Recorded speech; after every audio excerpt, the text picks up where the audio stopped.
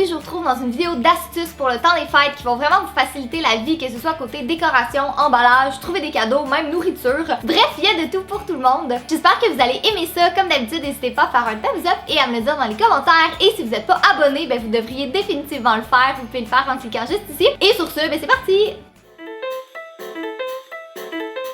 Si vous avez des ornements pour le sapin transparents un peu comme ceux-là et que vous savez pas trop comment les décorer, au lieu d'y aller de l'extérieur, je vous conseille d'y aller par l'intérieur. Vous pouvez venir y mettre des paillettes ou comme moi j'ai fait de la peinture, ça donne un super bel effet et c'est tellement moins salissant.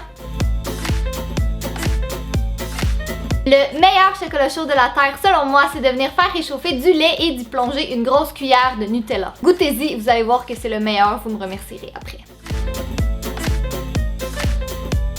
Ok, si vous savez pas quoi offrir à quelqu'un, faites semblant que vous avez déjà acheté son cadeau et demandez-lui de deviner qu'est-ce que vous lui avez acheté. La personne, elle va vous donner tout plein d'idées de choses qu'elle veut, donc ça va vous donner plein de suggestions et vous allez être certain de lui offrir quelque chose qu'elle aime. Bon, c'est sûr que vous avez un peu menti parce que vous avez pas encore acheté son cadeau, mais c'est un mal pour un bien parce que vous allez lui offrir quelque chose qu'elle va être contente.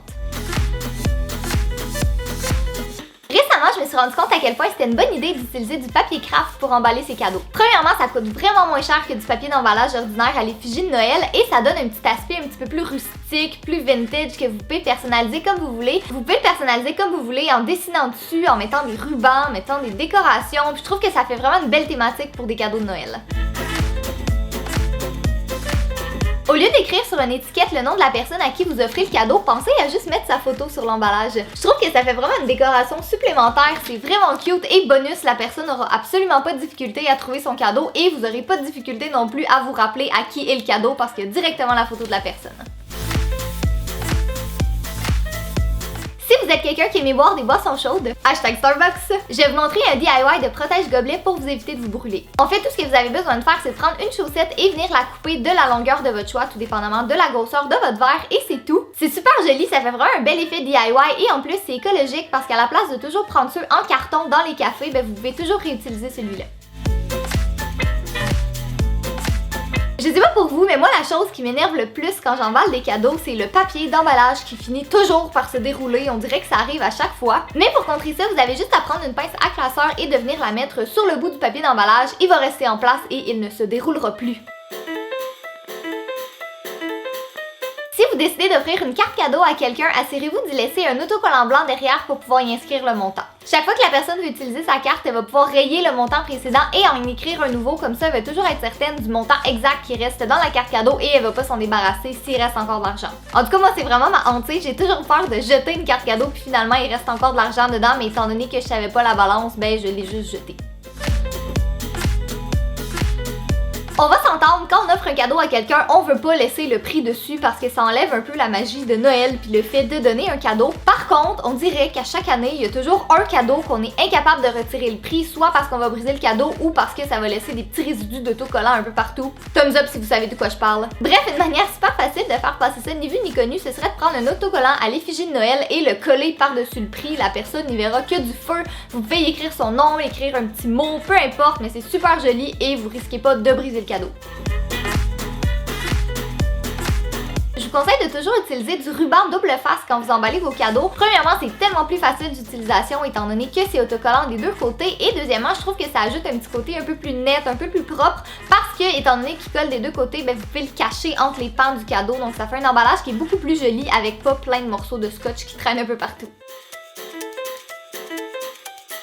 Quand vous faites des biscuits, à la place de les faire cuire dans une plaque à cuisson comme à l'habitude, faites-le dans un moule à muffins. Vos biscuits vont être exactement de la grosseur que vous voulez, beaucoup plus gros, plus moelleux et surtout ils vont devenir durs vraiment moins vite.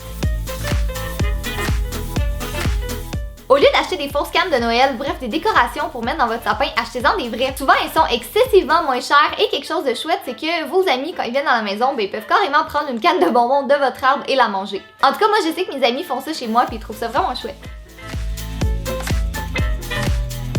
Je vous conseille très fortement de toujours emballer vos cadeaux sur une surface dure comme un plancher ou un comptoir et non sur votre lit. Le problème avec les lits, c'est qu'ils sont trop mous. Souvent, le cadeau renfonce, ça va être plus facile de déchirer le papier et vous allez dire bien des gros mots. Expérience vécue. Donc, si vous voulez vous éviter tout ça, faites-le juste sur une surface dure.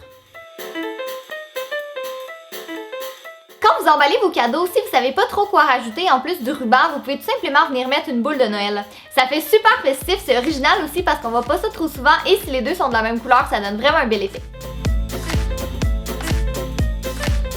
Finalement, pour éviter que vos biscuits deviennent durs, tout ce que vous avez à faire, c'est de prendre une tranche de pain et la mettre dans le contenant qui contient vos biscuits. Bon, demandez-moi pas le pourquoi du comment, j'en ai aucune idée, mais tout ce que je sais, c'est que je l'ai testé et que ça fonctionne réellement, les biscuits restent bons vraiment plus longtemps. Donc voilà tout le monde, c'est tout pour la vidéo, j'espère vraiment que vous avez aimé ça et que vous allez vous servir des astuces que je vous ai présentées. Vous me direz dans les commentaires celle qui vous a surpris le plus et celle que vous pensez utiliser, qui sait. Et pour la traditionnelle question de fin de vidéo, dites-moi dans les commentaires c'est quoi votre boisson préférée au Starbucks en ce moment. Je sais que c'est trop pas une boisson de Noël, mais c'est une de mes préférées et c'est le latte à la cannelle. Quand je prends une boisson chaude, c'est tout le temps celle-là que je prends. Fait que vous me direz la vôtre dans les commentaires. Et si jamais vous n'êtes pas encore au courant, j'ai une deuxième chaîne et à partir du 1er décembre, je vais faire une vidéo à tous les jours sur cette chaîne-ci jusqu'à Noël. Je vais faire le Vlogmas en fait.